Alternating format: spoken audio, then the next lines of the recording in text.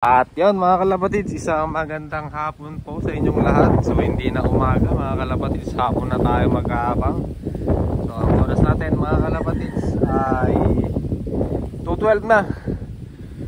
So aabang tayo mga kalapatids, Tiaong Quezon, 517 kilometers mga kalapatids air distance. So medyo may smash tayo, ang lakas ng mga kalapatids, so lakas ng hangin, bale headwind na naman. So sana hindi po bumagsak to habang naghihintay tayo, kasi kaninang umaga umulan na naman. Pero parang titirahin na naman mamaya mga kalapatids. Ayan, meron na namang namumuong ulap dito, sigurado na naman yan, at mag-uulan na naman mamaya. So 5:17 mga kalapatids, medyo malayo na din, pero mas maganda yung mga kondisyon ng mga ibon natin. Meron pa tayong 4 na ibon na sinakay. Sayang lang yung mga kalapatids, yung Lobo Batangas natin, yung hen. Nung live yun sa Super live sa Super, live sa YB sa Super, live sa Patibayan. Sunday yung yung release. Monday dumating ang ibon alas 7. Napakaaga. Sa tansya ko nandito na lang sa malapit yung ibon kasi yung Lunes na yun maaga, nag-uulan na. Umuwi yung ibon, umuulan. So, ibig sabihin umuwi yung ibon, umuulan, tapos maaga, ibig sabihin nandun na lang sa malapit. Tapos may tama na siya mga kalapatids. Ayan yung tama niya. So napakasayang kung nakapag-deliver sana yung ibon na yun ay solo clacker sa super set.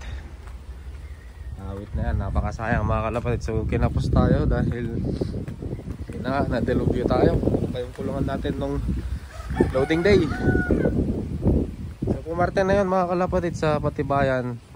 Yung Patibayan natin nasa 15,000. Okay na din yun. Pumarte yung dalawang ibon natin.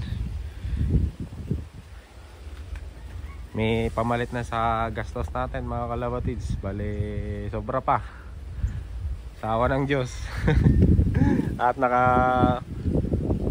nakabawi din tayo, nakakurot din tayo sa premium. So ngayon mga kalapatids ay 6 lap ng young bird tsaka old bird and super set.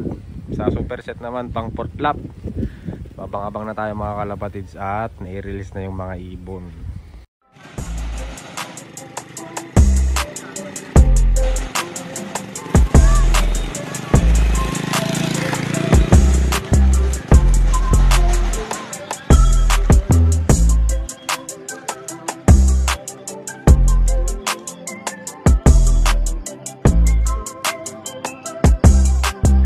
So yan mga kalapatids, may ibon na tayo, umikot pa. Salamat po. Ayan siya, umikot. Pasok.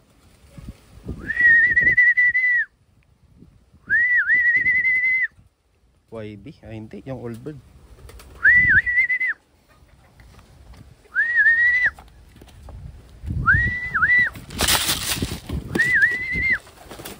Tiaong Quezon mga kalapatids, meron na tayo.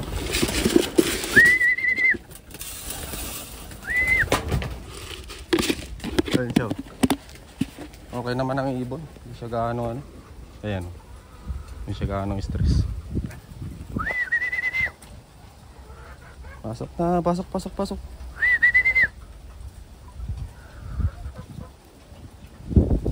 Ay, nagkuto pa talaga.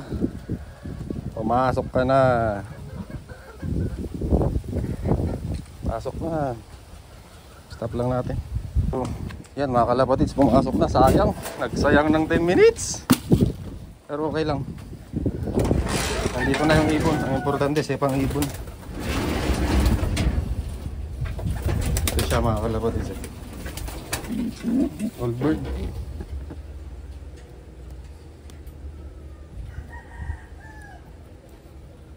Ring number 65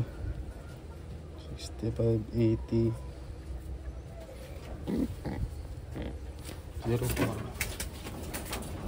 6580 04. So ito siya mga kalapatids, 919 517 km. So okay ang ibon. Ayan, malakas pa. Ayan siya, unang ibon natin 517 km. Salamat. Galing mo. Yan guys.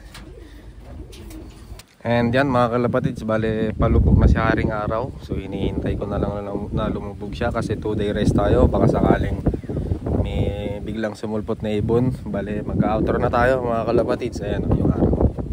Palubog na siya. So ayun yung naging kwento natin mga kalapatids. Lap winner ulit tayo sa Old Bird. Hindi pa safe na sabihin na solo day bird mga kalapatids pero ito yung ibon, ang lakas ng ibon na yan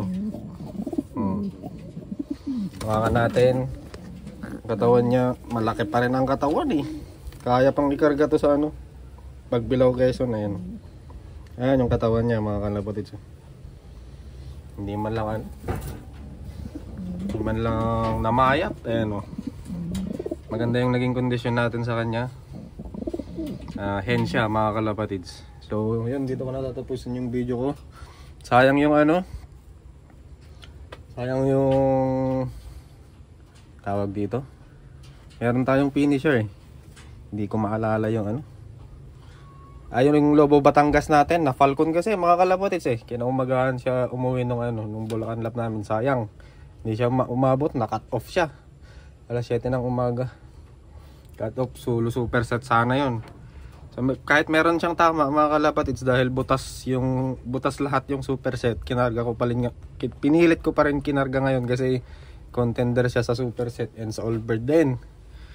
So sana, kasi 2-day race yung laban natin ngayon, sana makauwi siya bukas. So tutuloy natin bukas mga kalapatids. Dito na tayo mag-outro. Bye.